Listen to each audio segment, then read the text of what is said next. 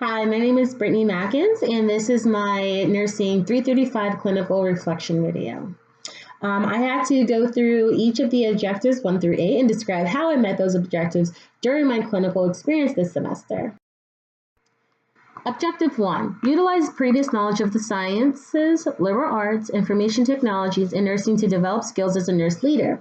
I thought I met this objective during the junior class taking my pharmacology course. In the course, we actually did a quick partner assessment. We had to get a partner in the class, and we had to basically put on thick gloves and fake glasses to understand what it's like to be in the geriatric population. And basically, you had to describe to your partner using clear and descriptive words a list of medications that you were taking, what you had to get in a certain amount of time, and you had to divide out a simple pill bottle full of these fake medications on the table. The problem was trying to separate out the medications based on size, shade, color, and what it was for, including wearing mittens for the dexterity, and vision impairment because of the fake glasses was very difficult. So I found myself trying to use more information and trying to descriptively explain to my partner how to actually divide the medications out, how to use the simpler medical terminologies to have the patient understand what I was doing. And that was something that I really felt I demonstrated during this experience in class. Also, more than that, during leadership experiences in 309, I was helping out with peer leadership groups, as in helping them with bed baths. So I had to describe to them how to get the bed bath. I also assisted patients, telling them how to provide patient care and comfort, how to provide them with privacy during the bed baths, what to clean, what to cover, how to cover, keep it moving very fluid and smooth in the situation to show that they were competent enough, and also utilizing myself as an information source for those nursing students at the time. Objective 2, apply basic principles of management to meet the challenge of an ever-changing healthcare environment. I thought I met this during my nurse supervisor. So during this shift, I actually was able to sit down with the nurse supervisors themselves. I followed 2 different supervisors for an overnight shift, and they explained to me the process of what it is like to be a nurse supervisor for 8 shifts during the nighttime. Basically, we sat down as they're trying to multitask with their time management and meet the challenges of the healthcare environment. They had to determine how many nurses and how many techs were on each unit at a given time. And as they're trying to look at the list of what they already received from the previous staff before them, they were actually communicating verbally over the phone with the nursing staff on that unit as to what they needed and what they had. Furthermore, they had to do a lot of problem solving when they're doing this. They had to speak to the other nurses on the phone about what they needed. Do I need another nurse? Am I short a tech?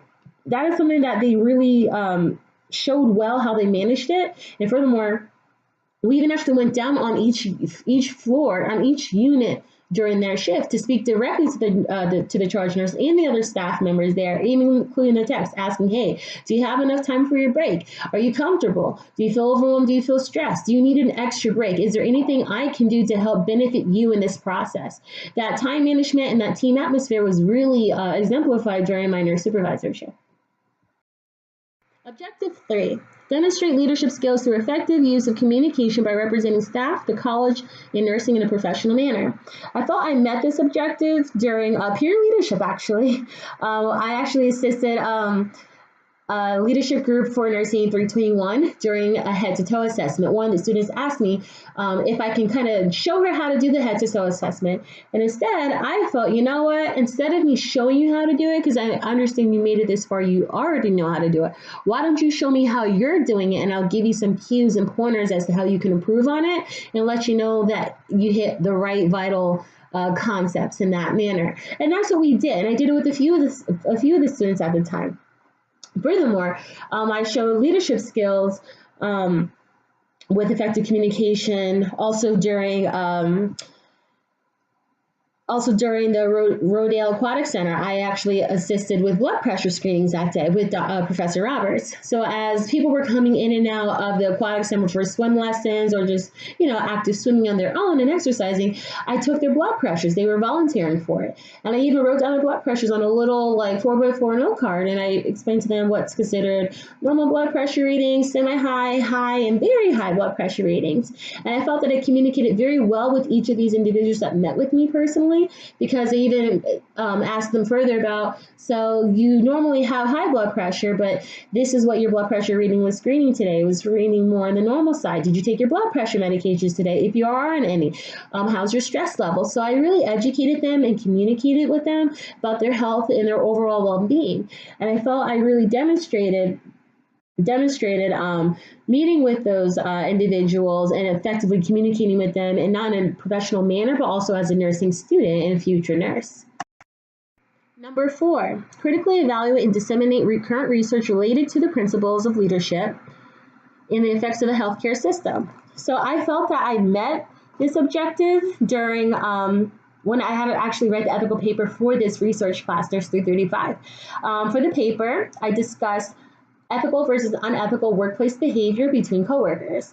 And I even used an article by Hellmans, Carson, and Cassini about the bystander helping behavior response within the workplace and what actually contributes to bullying. So I used that type of reference along with other literature that went with that type of content, and I elaborated a little bit more of that in my paper. I discussed, how is this helping those in the workplace? Is ethical and unethical behavior, is that helping the workplace? Is it getting the time management better? Is it helping the patients? Is it helping the actual working staff members? Is it healthy for the environment? Is it unhealthy? So I had to compare the good and the bad, like the pros and the cons in the situations. And I had to say, what are some ethical concepts, like beneficence, autonomy, stuff like that in that paper. Furthermore, in the Sullivan text or book, and I believe it was week 5, module 5, we discussed leading, managing, and following during that time from in course. And even the lecture online outlined how it's important to not just be existing in the workplace. You have to have some type of leadership role, which is what this course is. Nurse 335 is leadership. He talked about how to manage conflict and how to overcome that, how to follow and give direct orders, how to delegate. And that's also what I also included in that paper. Both the Sullivan textbooks greatly depicted along with that paper, and it was really beneficial. Objective 5, function as a competent patient advocate, nurse advocate, and change agent. I felt I met this objective when we had to take the trip to Harrisburg during our political legislative leadership field trip. We actually met at the state capitol and met with a lot of different individuals speaking on the behalf of the nursing staff themselves. It was nice to hear from them because these are actually coming from individuals who are actually nurses in their own shape, form, or way. Some of them currently, some of them were former nurses. So now they're getting that political and legislative side. Furthermore, I also felt I met this during my advanced practice when I was meeting with the different CRNAs. So I observed a CRNA for about 4 to 5 hours, and then the rest of my 3.5 to 4 hours of the day, I met with other CRNAs. And altogether, what I depicted was that by, I think it is about 2025, they were requesting that staff members that are CRNAs get their doctorate instead of their master's. And it was interesting because I did not understand that concept because of all the work that they have to do, all the responsibility that they have, and yet they still have to work under a physician. And with that idea, being presently known, we mentioned that during the Harrisburg field trip, with the different legislators and policies that they had, as what the representatives out there, as to, well, if this is the changes that they want us to do, then how come we're also still limited, in the long run? So it's interesting kind of understanding the different aspects of nursing when you're seeing it right now in the hospital, what they have available for us right now, what they're asking for us in the future, and then comparing that to the policies and legislators that are set forth for us for the state of Pennsylvania down in Harrisburg. So it was very interesting being able to compare those differences and learn how I can be a better patient advocate, a better advocate for myself as a nurse, or even more than that, as a student nurse currently. Objective 6, formulate plans for continued personal leadership growth and development as an independent practitioner of nursing and contributing to members of society. Once again, I thought I met this objective during my advanced practice. As I stated, I observed many CRNAs that day, probably about 4 to 5 of them in total. And like they said, don't stop here and get don't stop here at this point with your BSN degree. Go on to get your doctorate, because at some point, more likely no later than 2025, they're requiring that CRNAs become get their doctorates, and no longer are they considering a master's equivalent to doctorates. So they're very, very thorough in their explanations. They explain to me a lot in great detail as to the steps I need to proceed to become a CRNA in the future. They explained to me, instead of just trying to get 1 year of experience in ICU or critical care before applying to CRNAs, well, why not get 4 to 5 years of experience? Get to know my patients, learn how to be a better advocate for them and for myself, get comfortable in the workplace, learn how to deal and manage with conflict and time management, learn how I can be a better nurse myself by putting myself in that atmosphere and dealing with it for a couple of years instead of maybe 1 year or so, or less than that. Furthermore, I also felt I met this objective during my interprofessional. I was with a nurse in Country Meadows in Bethlehem, and she spoke to me in great detail about how they need more patient nurses. She's like, you seem like a very young individual, very bright, very patient, very kind, and that is the type of nurses that are needed in this nursing home environment. All the elderly people that are there typically come there with all types of problems in their backgrounds. But at the same time, they all are there for the same reason. They need care. They need someone to care for them and love them and nurture them, because some of them might have a lot of families visiting. Some might not have any family members visiting. So they're very lonely. So it's not just the physical aspect, but it's also the mental aspect. And her thing is, we need nurses in that type of mentality to be there for those individuals in those nursing homes. So it really gave me a different light and perspective as to what actually occurs in a nursing home, not only just for the patients, but also for the nurses, which shows that, you need nurses just about anywhere you go. So, keep furthering your education. Maybe I can become a nurse manager and then work in the nursing home atmosphere. There's a lot of routes that, that can be taken at this point. Objective 7, recognize the role of a nurse in policymaking related to healthcare services at local, state, national, and global levels. I felt I met this objective once again, as I mentioned before, during my trip to Harrisburg. Like I said, I spoke to a lot of representatives, even the state senator herself for Lehigh County, as to what the policies were and what direction they think we can go maybe in the next 5 to 10 years. And I was trying to give, like they said, if we're demanding that CRNAs right now have their masters, but we highly suggest for them to get their doctorate, but at the same time they have to work under a physician. How come physician assistants, they only need to get, like their masters?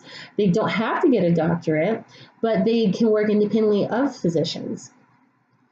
But, even more than that, she was like, most of the times they can work on their own, but sometimes there are some cases where they have to work underneath the physician. And there are things, hey, maybe in 2025, when we're making these demands and these changes of CRNAs having their doctorate, maybe you guys will be working more independently. You can have more responsibility because you're doing a lot more things. It was just very interesting listening and hearing about how the policy making is occurring. Furthermore, in patient logistics, I met that objective during that time frame. And what I learned was that patient logistics, they understand a lot more behind the scenes than we ever truly really understand. They, like, for instance, Lehigh Valley, the Lehigh Valley Health Network is a network. It's a network, and it's a lot of different branches of the hospitals. So Cedar Crest Hospital is one large major hospital in their network. So patient logistics deals with not only all the problems with Cedar Crest Hospital, but also Muhlenberg, and then, the one in Allentown on 17th Street. So they deal with a lot of different bed management, different issues with patients, transportations, different aspects in the healthcare that we don't truly understand. So it shows that they too are very well informed of the policies, and they can kind of see exactly where we're going, where we're headed, and they're doing better at assisting us in the present and in the future and moving into a better direction for better healthcare. Objective number 8, predict and describe potential ethical dilemmas within clinical, organizational, and professional nursing practice. For instance, I found this being met and described during the ANA in Provision 3. The nurse promotes, advocates for the patient, the right, the health, and the safety of the actual patient. I found this being displayed basically in Nursing 321 leadership. I saw one of the student nurses, she needed to give blood pressure medications, and she stated to fellow classmates that she hadn't taken the vital signs yet that morning. So the classmates are telling her, you know, why don't you just check the chart and see if the tech took it? Because if they did, then you're fine. And I had to tell the student nurse, you know, hey, that's not okay. If you're giving medications, that responsibility is on you as a nurse. And I felt even more compelled to speak to the professor about that. You know, these are actual patients. These are their lives. So we have to protect them and be an advocate for them. So that is basically how I feel I met all my objectives for this course. I felt I exceeded most of them for that. But this is once again me, Brittany Matkins, and that is my Nursing 335 clinical objectives.